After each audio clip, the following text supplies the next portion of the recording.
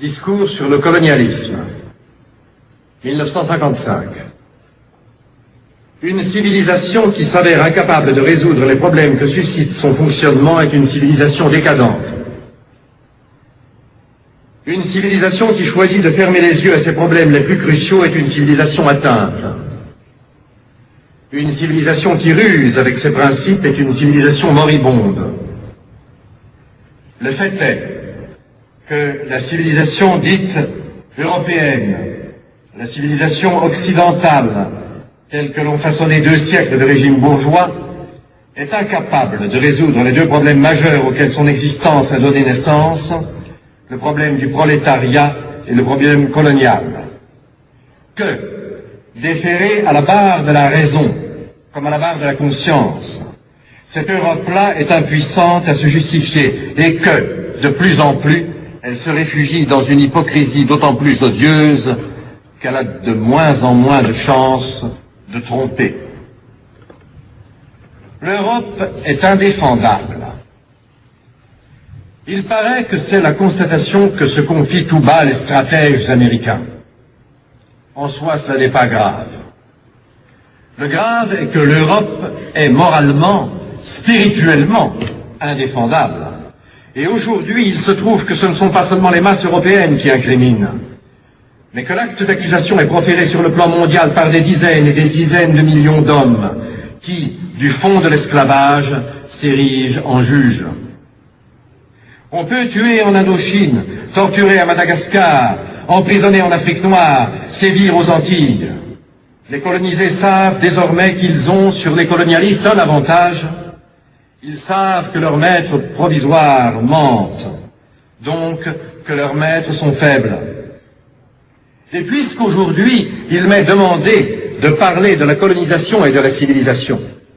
allons droit au mensonge principal à partir duquel prolifèrent tous les autres. Colonisation et civilisation. La malédiction la plus commune en cette matière est d'être la dupe de bonne foi d'une hypocrisie collective, habile à mal poser les problèmes pour mieux légitimer les odieuses solutions qu'on leur apporte. Cela revient à dire que l'essentiel est ici de voir clair, de penser clair, entendre dangereusement, de répondre clair à l'innocente question initiale, qu'est-ce, en son principe, que la colonisation, de convenir de ce qu'elle n'est point, ni évangélisation, ni entreprise philanthropique, ni volonté de reculer les frontières de l'ignorance, de la maladie, de la tyrannie, ni élargissement de Dieu, ni extension du droit, d'admettre une fois pour toutes, sans volonté de broncher aux conséquences, que le geste décisif est ici de l'aventurier et du pirate, de l'épicier en grand et de l'armateur, du chercheur d'or et du marchand, de l'appétit et de la force, avec, derrière, l'ombre portée, maléfique, d'une forme de civilisation qui, à un moment de son histoire, se constate obligée, de façon interne, d'étendre à l'échelle mondiale la concurrence de ses économies antagonistes. Poursuivant mon analyse, je trouve que l'hypocrisie est de date récente, que ni Cortés découvrant Mexico du haut du grand Teocalli, ni Pizarre devant Cusco, encore moins Marco Polo devant Cambaluc, ne protestent d'être les fourriers d'un ordre supérieur, qu'ils tuent, qu'ils pillent, qu'ils ont des casques, des lances, des cupidités, que les baveurs sont venus plus tard, que le grand responsable dans ce domaine est le pédantisme chrétien, pour avoir posé les équations malhonnêtes, christianisme égale civilisation, paganisme égale sauvagerie, d'où ne pouvaient que s'en suivre d'abominables conséquences colonialistes et racistes, dont les victimes devaient être les Indiens, les jaunes, les nègres. Cela réglé, j'admets que mettre des civilisations différentes en contact les unes avec les autres est bien, que marier des mondes différents est excellent, qu'une civilisation, quel que soit son génie intime, à se replier sur elle-même s'étiole, que l'échange est ici l'oxygène, et que la grande chance de l'Europe est d'avoir été un carrefour, et que d'avoir été le lieu géométrique de toutes les idées, le réceptacle de toutes les philosophies, le lieu d'accueil de tous les sentiments, en a fait le meilleur redistributeur d'énergie.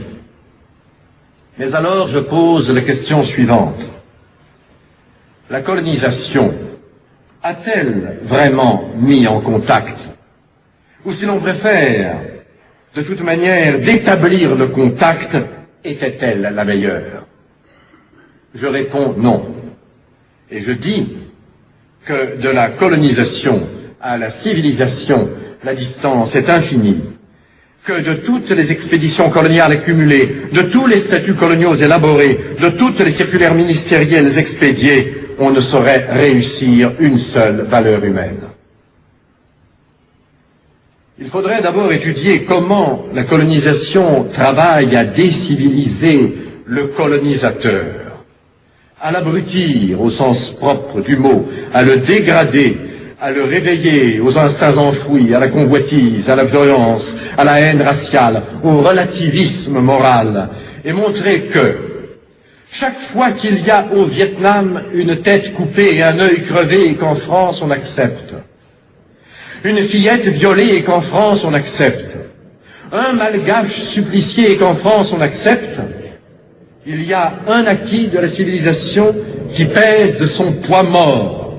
une régression universelle qui s'opère, une gangrène qui s'installe, un foyer d'infection qui s'étend, et qu'au bout de tous ces traités violés, de tous ces mensonges propagés, de toutes ces expéditions punitives tolérées, de tous ces prisonniers ficelés et interrogés, de tous ces patriotes torturés, au bout de cet orgueil racial encouragé, de cette jactance étalée, il y a le poison instillé dans les veines de l'Europe et le progrès lent, mais sûr, de l'ensauvagement du continent.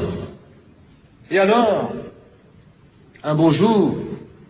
la bourgeoisie est réveillée par un formidable choc en retour.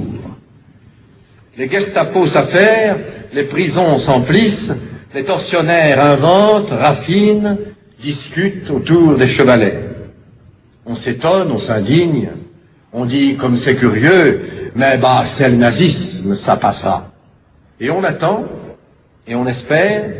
et on se tait à soi-même la vérité que c'est une barbarie, mais la barbarie suprême, celle qui couronne, celle qui résume la quotidienneté des barbaries, que c'est du nazisme, oui, mais qu'avant d'en être la victime, on en a été le complice, que ce nazisme-là, on l'a supporté avant de le subir, on l'a absous, on a fermé l'œil dessus, on l'a légitimé, parce que, jusque-là, il ne s'était appliqué qu'à des peuples non européens, que ce nazisme-là, on l'a cultivé, on en est responsable, et qu'il sourd, qu'il perce, qu'il goûte, avant de l'engloutir dans ses eaux rougies de toutes les fissures de la civilisation occidentale et chrétienne. Oui, il vaudrait la peine d'étudier cliniquement, dans le détail, les démarches d'Hitler et de l'hitlérisme, et de révéler aux très distingués, très humanistes, très chrétiens bourgeois du XXe siècle qu'il porte en lui un Hitler qui s'ignore, qu'Hitler l'habite, qu'Hitler est son démon, que s'il le vitupère, c'est par manque de logique, et qu'au fond, ce qu'il ne pardonne pas à Hitler, ce n'est pas le crime en soi, le crime contre l'homme, ce n'est pas l'humiliation de l'homme en soi, c'est le crime contre l'homme blanc,